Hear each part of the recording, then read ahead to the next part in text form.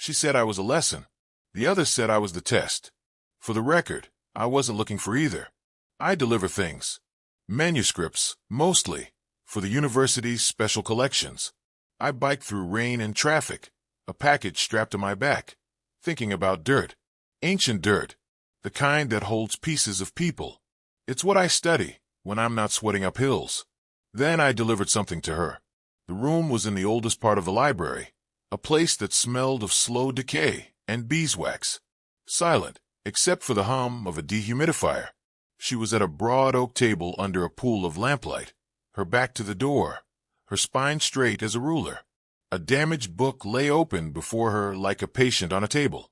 "Miss Rosenthal," I said, my voice too loud for the hush. She didn't turn. "On the trolley, please." A low, focused voice, worn smooth at the edges. I should have left the parcel and gone. My shift was over. But I didn't. I put the box down and just watched her hands. They were the thing I noticed first.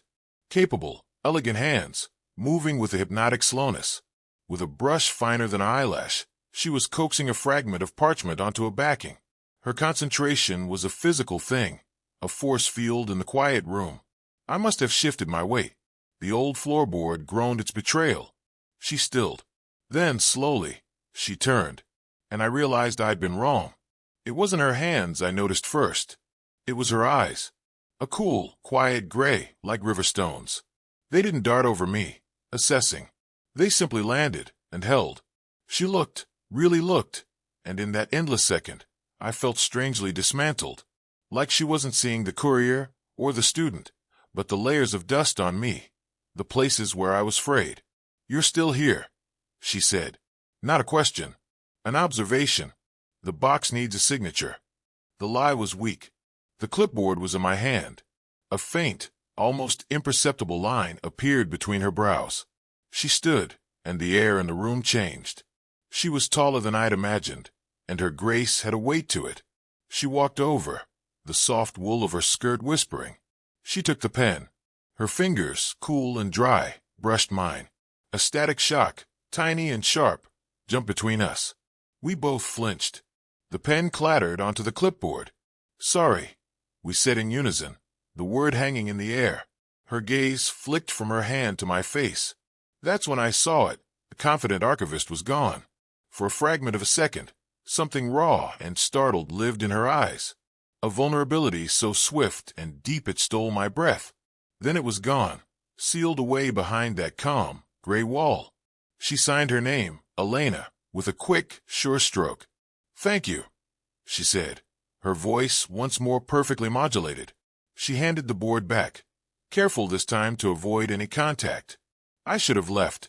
The transaction was complete, but my feet were rooted. The silence stretched, thick and sweet as honey. I could smell her then, not perfume, but clean linen and the faint, almond-like scent of the bookbinding glue. "Was there something else?" she asked, and her tone was polite, professional, but her knuckles were white where she gripped the edge of the table. I opened my mouth, with no idea what would come out.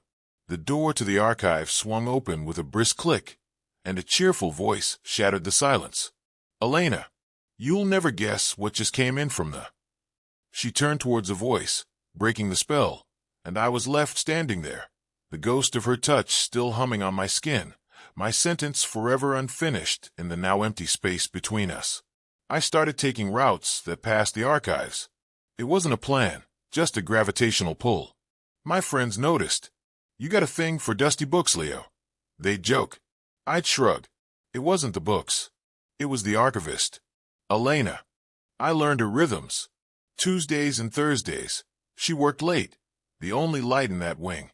I'd see her silhouette against the window, a still figure in a sea of quiet. I found excuses. A misdelivered package that needed correcting. A question about a donor form. Pathetic, transparent things. Each time, the same charged stillness would descend upon the room. She was always polite, always professional, but her eyes would track the dust motes in the lamplight, never quite meeting mine for too long. I learned she was divorced. Not from her, but from the way she never wore a ring, and from the careful, constructed emptiness of her life I overheard another librarian reference once. Elena's always here, poor thing. Since the split. One Thursday, I brought coffee. 2 cups. I told myself it was a peace offering for all my intrusions. She was repairing a water-stained map, her face inches from the paper. I brought you this, I said, my voice too loud again. She looked up, and for the first time, she seemed tired. The elegant guard was down. That's very kind, she said, and it sounded like she meant it. You take it black, right? I'd watched her once at the staff kettle. A faint surprise touched her lips. I do. I set the cup down. As I straightened, she reached for it at the same time. My hand covered hers, a warm, complete fit over her cool fingers. We didn't flinch this time. We froze. The heat from the cup seeped into our skin. I could see the delicate lines at the corners of her eyes, the faint pulse at the base of her throat. Her breath brushed my wrist, soft and startling. She was the one to pull away, but slowly, as if moving through water. Thank you, she whispered, cradling the cup like something sacred. My last relationship, I heard myself say, the words coming from some raw, unedited place. She said I was too quiet, that living with me was like living with a ghost. I never talked about this. Why now? Elena's gray eyes held mine. She didn't offer empty comfort. She just listened, her gaze so deep and accepting it felt like a physical touch. My husband, she said after a long moment, her voice a low confession in the quiet, told me I was a closed book, and then he left to find a more entertaining read. A shared, quiet huff of laughter escaped us, tinged with old pain. It hung in the air between us, a bridge. The overhead lights flickered once, twice, and then died, plunging us into a deep, intimate darkness, save for the single pool of her desk lamp. In the sudden, profound quiet, I could hear her breathe. Neither of us moved. The space between our bodies in the dark hummed with a current we had just named, but could not yet touch. The darkness was absolute, save for the lone lamp turning her workspace into a private island. 4 or 5 heartbeats. We just breathed in the shared, conspiratorial dark. The backup generator should kick in, Elena said, but she didn't sound sure. Her voice was closer than I expected. I'm not scared of the dark, I said, and took a small step toward the light. Toward her. I can tell. A whisper. I could see her properly now, carved in light and shadow. The cautious archivist was gone. In her place was a woman looking at me with a frank, fearful wonder. We were alone in the entire world, in this bubble of lamplight. The air between us thickened, warm with the smell of old paper and her linen scent. My eyes dropped to her lips. She didn't move away. I leaned in, just an inch. A question. Her breath hitched a soft, surrendering sound. Her eyes fluttered closed. The shrill, electronic buzz of her desk phone shattered the silence. We jerked apart as if scalded. She fumbled for the receiver, her hand trembling. Yes, I'm here. The lights are out. She listened, her back to me, her shoulders rigid. I see. Thank you. She hung up slowly. Security, she said, not turning around. A trip breaker. Lights will be a few minutes. The professional mask was back, but it was cracked, her voice unsteady. Elena, I said. She shook her head, a tight, desperate motion. I'm old enough to be, she couldn't finish. The unspoken words, your mother, a cliché, a fool, hung in the air, more suffocating than the dark. That doesn't matter, I said, the conviction raw in my throat. It matters to everyone else, she shot back, finally facing me. Her eyes were bright with a sheen of tears she'd never shed. It matters in the break room. It matters on paper. I'm supposed to be the responsible one, the grown-up. What am I doing? I had no answer that wouldn't sound like a selfish boy's fantasy, so I didn't speak. I just closed the distance between us, ignoring her small step back, and gently, so gently, took the cold, tense hand that hung at her side. I didn't try to kiss her. I just held her hand, turning it over in mine, my thumb tracing the line of her knuckles. I felt the fight drain out of her in a slow exhale. Her fingers curled, lacing tentatively with mine. A silent, seismic surrender. Outside our circle of light, The hallway lights buzzed and flickered back to life with a harsh, fluorescent glare, exposing us. We didn't jump apart.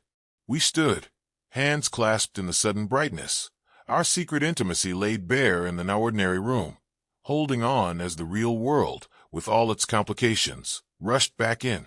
The world returned, harsh and fluorescent, but our hands remained locked.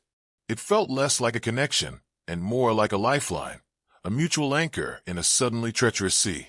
For a week, we orbited each other in a state of charged avoidance. I delivered packages to the front desk. She emailed receipts.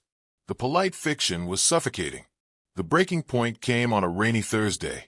I saw him through the archive window, a man in a tailored coat, holding an umbrella for her at the library's main entrance. He was her age, polished, saying something that made her give a small, polite smile. A colleague, I reasoned. A donor. But a cold, sharp feeling, a gentle, terrifying jealousy, pierced my chest. I'd never seen her smile like that for me. I waited until the library was a ghost town, the rain a steady drum on the roof. I found her at her desk, not working, just staring at her own reflection in the dark window. Who was he? The question was out before I could stop it, rough and possessive. She turned, startled, then wary. Leo, you shouldn't be here. Who was he? I repeated, stepping into the room, the door clicking shut behind me. A friend. From my past. It's not important. It felt important. I was close now, close enough to see the fatigue and conflict in her eyes, to smell the rain in her hair. You smiled at him. I'm allowed to smile, she whispered, but her chin trembled. Not like that. Not unless it's real. My voice dropped. You never smile like that for me. With you, she said, the words cracking. It's never just a smile. It's everything. It's terrifying. Her confession hung between us, raw and honest. I reached out, my hand finally brushing a damp strand of hair from her cheek. My touch was a question. She leaned into it, her eyes closing, a silent, devastating answer. Her skin was so soft. I felt her weight shift, a subtle yielding as she leaned her forehead against my shoulder. The warmth of her, the feel of her breath through my shirt, the quiet shudder that ran through her. It undid me. My lips were at her temple. Tell me to leave, I murmured, my voice low against her skin. And I'll go. I'll never come back. But you have to say it.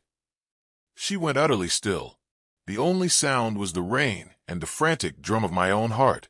I felt her hands come up, not to push me away, but to clutch the fabric of my jacket.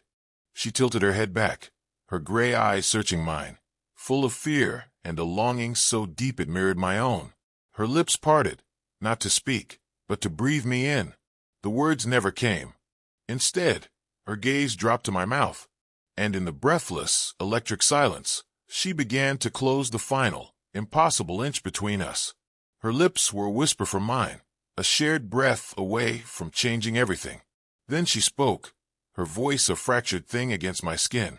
He asked me to marry him, the man from the door. The words were a physical blow. I stiffened, my hands freezing where they cradled her face. The warm, yielding space between us turned to ice. She saw the shock in my eyes and stepped back, breaking the contact as if burned. It's not like that. He's an old friend, a safe choice. He represents a life that makes sense. She wrapped her arms around herself, holding her own shoulders. I said I'd think about it. The quiet that followed was a living thing, thick with betrayal and a terrible, clarifying pain. When? My voice was hollow.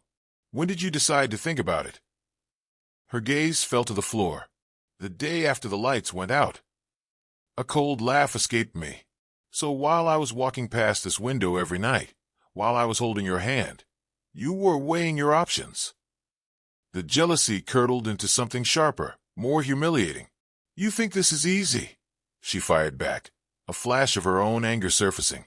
You stand there with your whole life ahead of you, with your quiet intensity and your beautiful, reckless hands, and you look at me like I'm the answer. Do you have any idea what that does? It's not a gift, Leo. It's a weight. He offers me a quiet, comfortable end. You offer me. She shook her head, unable to name it. A beginning. I finished, the word tasting like a plea. Or a very public, very painful mistake. She hugged herself tighter. I'm 46. I don't get to have beginnings. I get to have consequences. I moved then, not toward her, but past her, needing the distance. My shoulder brushed against hers in the narrow space between the desk and the shelves, a brief, searing contact that made us both shudder. I stopped at the window, watching the rain streak the glass, blurring the world outside. So that's it. You choose the safe, sensible end. I heard her shift behind me, her shoes whispering on the stone floor. She didn't come closer. I didn't say that. I turned. She was watching me, her professional composure in tatters, her eyes wide and scared. Then what are you saying, Elena? She took one step forward, then another. Each one seemed to cost her. She stopped an arm's length away, close enough that I could see the rapid pulse in her throat, smell the rain and salt on her skin. Her hand rose, trembling slightly, and hovered near my chest, not touching. I'm saying, she breathed, the words barely audible, that I have until tomorrow night to give her my answer. The unspoken choice hung in the air, immense and terrifying. She wasn't choosing him. Not yet. She was standing on a cliff edge, and she had just handed me the power to pull her back or watch her fall. Her hovering hand finally made contact, her fingertips resting lightly, devastatingly, over my heart. So, she whispered, her eyes holding mine, a challenge and a surrender. What are you going to do about it? Her fingertips on my chest were a brand.